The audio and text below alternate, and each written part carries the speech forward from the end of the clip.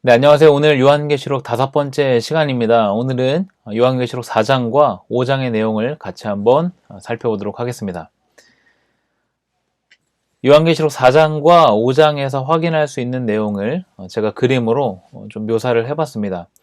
요한계시록 4장은 창조주 하나님에 대한 찬양으로 이어져 있고 5장은 구속주 예수님에 대한 찬양을 담고 있습니다.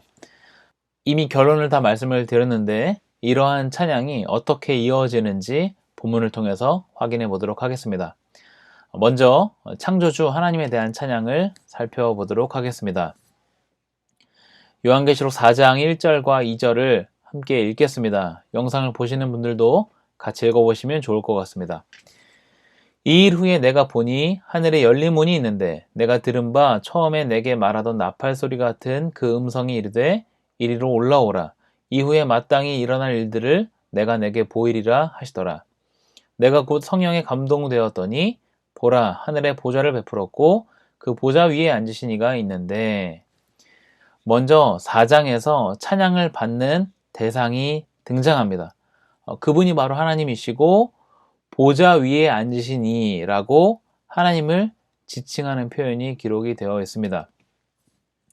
이렇게 요한계시록에 보좌 위에 앉으신 이라는 표현이 15번 등장하는데 하나님을 지칭하는 표현입니다. 요한계시록 4장과 5장을 하늘 환상이라고 이야기할 수 있는데, 이러한 하늘 환상 이미지는 사실 요한계시록에 처음 등장하는 것이 아닙니다. 이것은 구약에서도 쉽게 찾아볼 수 있는 내용입니다. 아마 이런 하늘 환상의 예배를 묘사한다면 이런 그림이 되지 않을까 생각이 됩니다. 이 그림에 대한 자세한 설명을 뒤이어서 다시 한번 말씀을 드리겠습니다. 그런데 이 요한계시록 4장의 뿌리라고 할 수 있는 장면이 예레미야 23장 18절과 19절에 이미 등장합니다. 제가 한번 읽어보겠습니다. 누가 여호와의 회의에 참여하여 그 말을 알아들었으며 누가 귀를 기울여 그 말을 들었느냐. 보라, 여호와의 노여움이 일어나 폭풍과 회오리 바람처럼 악인의 머리를 칠 것이라. 예레미야 선지자가 여호와의 회의라고 이야기를 하면서 천상에서 진행되는 회의에 대해서 언급을 하는 내용입니다.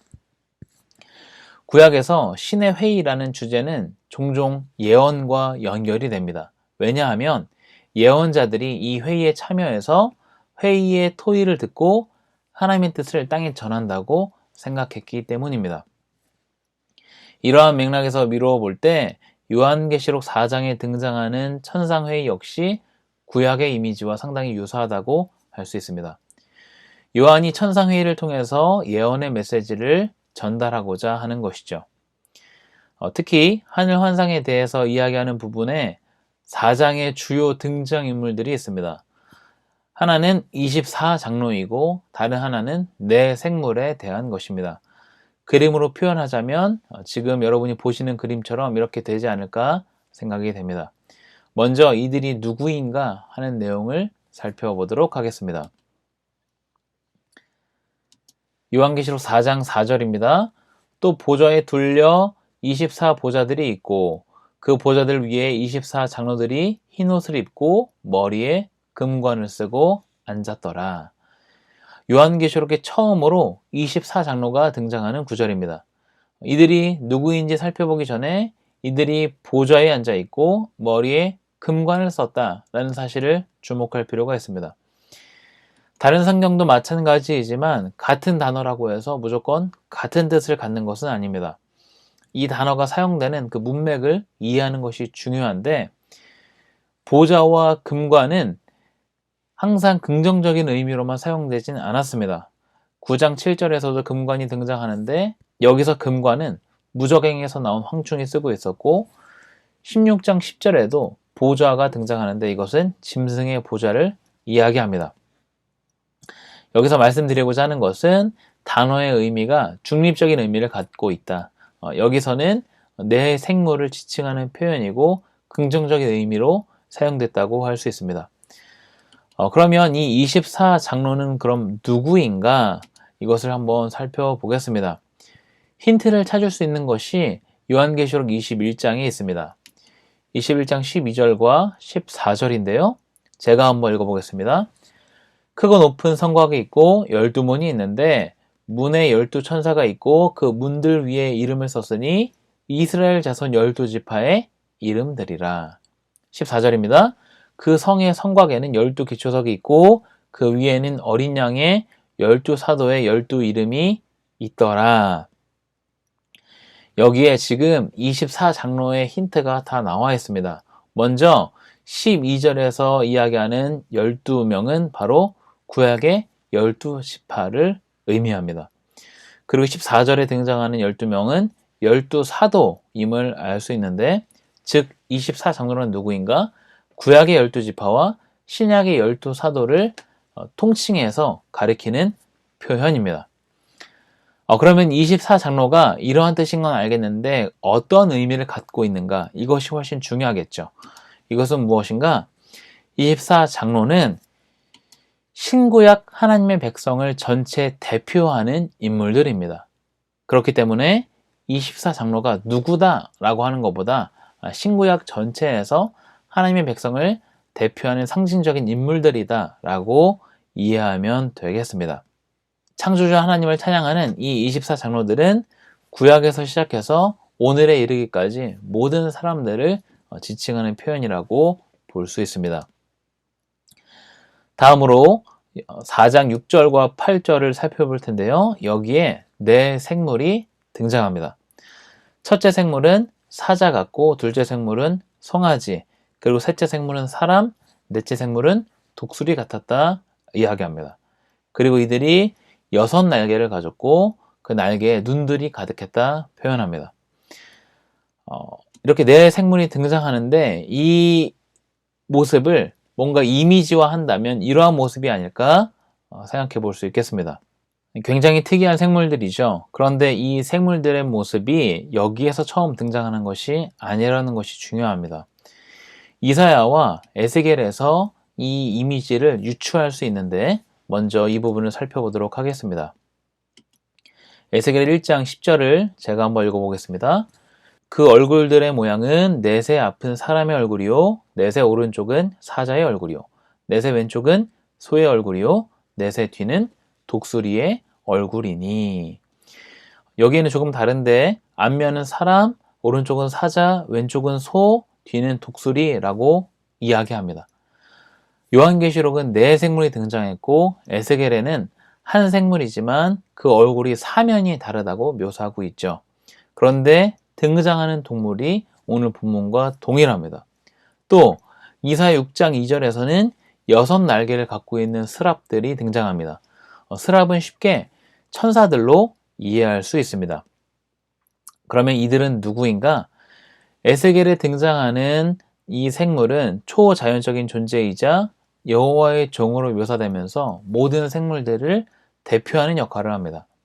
마찬가지로 오늘 본문에 등장하는 네 생물 역시 각각의 동물들이 어떤 특정한 의미를 갖고 있다고 하기보다 하나님의 피조물을 대표하는 역할을 하고 있다라고 이해할 수 있습니다. 그러면 이렇게 네 생물들에 대한 것까지 살펴봤는데 이들이 어떻게 하나님을 찬양하는지 그 부분을 살펴보도록 하겠습니다. 먼저 네 생물의 찬양이 이어집니다. 거룩하다, 거룩하다, 거룩하다 주 하나님 곧 전능하신 이여, 전에도 계셨고 이제도 계시고 장차 오실 이시라.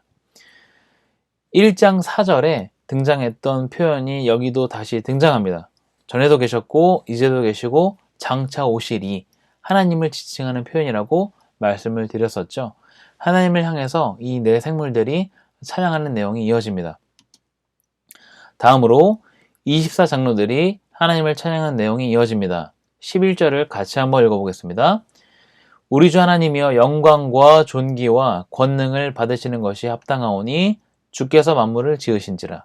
만물이 주의 뜻대로 있었고 또 지으심을 받았나이다. 이렇게 24장로들이 하나님을 찬양하는 내용이 이어지고 있습니다. 지금까지 4장의 내용을 살펴봤는데 24장로들 그리고 네 생물들이 어떻게 하나님을 찬양했는가, 그 찬양의 내용이 무엇인가를 다루었습니다. 다음으로 5장에서 구속주 예수님을 찬양하는 내용이 어떻게 이어지는지 살펴보도록 하겠습니다. 5장은 구속주 예수님에 대한 찬양이 이어지는데 먼저 5장 4절에서 6절에 예수님을 소개하고 있습니다. 그 모습을 이미지화하면 이러한 모습이 되지 않을까 생각해 볼 수 있습니다. 여러분이 보시기에 이 오른쪽 그림은 조금 무섭게 생각이 되실 수도 있는데 왜 이러한 이미지가 되는지 구절을 한번 확인해 보겠습니다. 계시록 5장 5절입니다. 장로 중에 한 사람이 내게 말하되 울지 말라. 유대 지파의 사자 다윗의 뿌리가 이겼으니 그 두루마리와 그 7인을 떼시리라 하더라. 예수님을 유대 지파의 사자라고 한 이유는 무엇일까? 창세기 49장 9절에서 유다 지파를 사자라고 묘사하고 있는데 그 예를 가져다가 비유로 사용하고 있는 것이죠. 또한 이사야 11장 1절과 10절을 인용하면서 다윗의 뿌리라고 말하는 것을 볼 수 있습니다. 즉 예수님이 이렇게 묘사하는 것은 구약에 있는 내용을 가져다가 이야기하는 것이라고 볼 수 있습니다. 다음으로 예수님은 어린 양으로 묘사되는데 내가 또 보니 보좌와 내 생물과 장로들 사이에 한 어린 양이 서 있는데 일찍이 죽임을 당한 것 같더라. 그에게 7뿔과 7눈이 있으니 이 눈들은 온 땅에 보내심을 받은 하나님의 7영이더라. 어린 양은 예수님을 가리키는 대표적인 표현이죠. 그런데 요한계시록은 조금 다르게 등장하는데 7뿔과 7눈을 가졌다. 이것은 숫자 7을 강조한 표현이라고 할 수 있습니다. 완전수 7을 사용해서 권능과 전지전능한 예수님을 표현하는 것이죠. 이 7뿔은 권능을 상징하는데 다니엘 7장 7절에 이미 권능을 상징하는 뿔의 의미를 이야기하고 있고 스가랴 4장 10절에 7눈이 등장하면서 모든 것을 알고 계시는 그런 능력을 상징하는 내용이 등장하는 것을 볼 수 있습니다. 이렇게 구약의 내용을 가지고 와서 예수님을 묘사하는 것을 볼 수 있습니다. 마찬가지로 내 생물들과 24장로들의 찬양이 이어집니다. 요한계시록 5장 9절과 10절에 이렇게 예수님을 찬양하는 내용이 이어지고 있습니다. 다음으로 천사들의 찬양이 이어집니다. 구속주 예수님을 찬양하는 내용이 9절에서 12절까지 이어지는데 12절은 이렇게 기록합니다. 죽임을 당하신 어린 양은 능력과 부와 지혜와 힘과 존귀와 영광과 찬송을 받으시기에 합당하도다. 바로 앞에 등장했던 9절에서 11절 그리고 지금 읽은 12절은 많은 분들에게 익숙하실 것이라 생각이 됩니다. 왜냐하면 예수전도단의 찬양 앨범 중에 죽임 당하신 어린 양이라는 제목의 찬양이 있습니다. 이 찬양이 바로 9절에서 12절을 토대로 작사한 곡이기 때문입니다. 그 찬양을 많이 들으셨던 분들은 쉽게 연상이 되실 거라 생각이 됩니다. 마지막으로 모든 피조물의 찬양이 이어집니다. 보좌에 앉으신 이와 어린 양에게 찬송과 존귀와 영광과 권능을 세세토록 돌릴지어다 라는 모든 피조물의 찬양이 이어지고 있습니다. 이렇게 구속주 예수님을 찬양하는 내용까지 살펴봤습니다. 오늘 함께 다룬 내용을 같이 한번 살펴보도록 하겠습니다. 오늘 하늘 환상 내용을 살펴봤는데 가장 중점적으로 다뤄지는 것은 하나님과 예수님을 찬양하는 것이었습니다. 그리고 찬양에 앞서 하나님과 예수님이 어떠한 분인지 묘사하는 내용이 등장했죠. 우리가 하나님을 어떠한 분으로 고백하고 예수님을 누구로 고백하는지는 굉장히 중요합니다. 그것이 바로 우리의 신앙 고백이기 때문이죠. 오늘 본문에서도 하나님을 전에도 계셨고 이제도 계시고 장차 오시리라고 묘사하고 예수님을 전지전능한 분, 다윗의 뿌리라고 고백하는 것처럼 여러분 나름의 신앙 고백이 있기를 바랍니다. 창조주 하나님 찬양에서는 내 생물과 24장로가 등장했고 이들은 모든 피조물과 모든 하나님의 백성을 대표하는 존재들이었습니다. 구속주 예수님 찬양에서는 내 생물과 24장로, 또 모든 천사들과 모든 피조물이 등장해서 찬양하는 내용이 이어졌습니다. 요한계시록 본문에서 언급하는 것과 같이 우리가 바로 하나님, 예수님을 찬양하는 존재들임을 기억하고 항상 찬양의 고백을 잊지 않는 저와 여러분이 되기를 바랍니다. 오늘 본문에서 같이 살펴봤던 내용 중에 5장 13절 말씀을 같이 한번 읽고 오늘 강의를 마치도록 하겠습니다. 보좌에 앉으신 이와 어린 양에게 찬송과 존귀와 영광과 권능을 세세토록 돌릴지어다. 아멘. 이렇게 요한계시록 강의 5번째를 마치도록 하겠습니다. 감사합니다.